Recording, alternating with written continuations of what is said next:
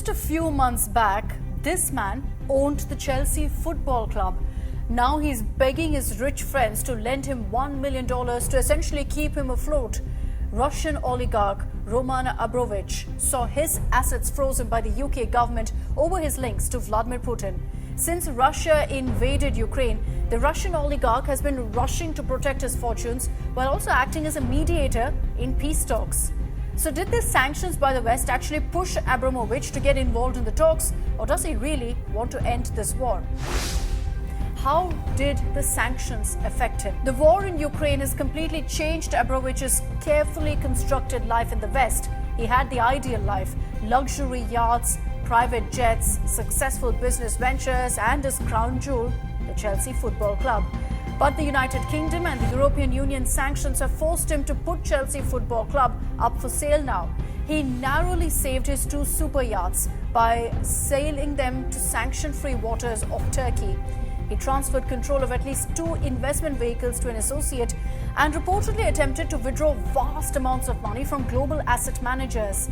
Shares in his steel-making firm, Evraz, are already suspended after it fell 85% this year.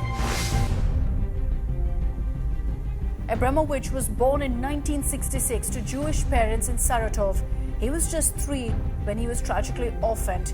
He's always been one of those stories of the survivors of life. In the Soviet Union's perestroika years, he started selling plastic ducks from his Moscow apartment. A chance meeting in 1994 with his politically connected mentor Boris Berezovsky changed his fortunes forever. Boris had close ties with then-President Boris Yeltsin. Later, he was one of the closest confidants of his successor, Vladimir Putin. By the age of 29, he was on his way to becoming a billionaire. Not with toys, but something less squeaky and clean oil and gas. Abramovich wanted to build a new life in the West. In 2003, he pursued Chelsea for £150 million, a deal that would turn him into a household name in England. Abramovich bought at least £200 million of UK property, including a 15-bedroom mansion in Kensington Palace Gardens, which was formerly the Soviet embassy. He established himself as a patron of the arts and gave $500 million to Jewish causes. But despite the attempt to reinvent himself in the West, Abramovich could never fully escape his association with the Kremlin. In the past month, he's jetted between Moscow, Israel, and Turkey, helping to broker talks.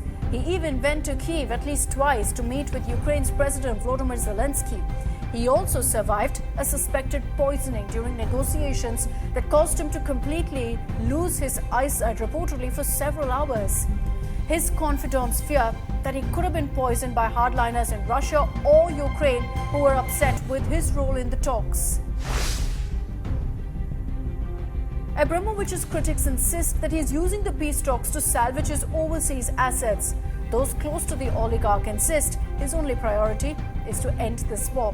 But despite the unprecedented sanctions, Abramovich hasn't publicly condemned Putin's actions.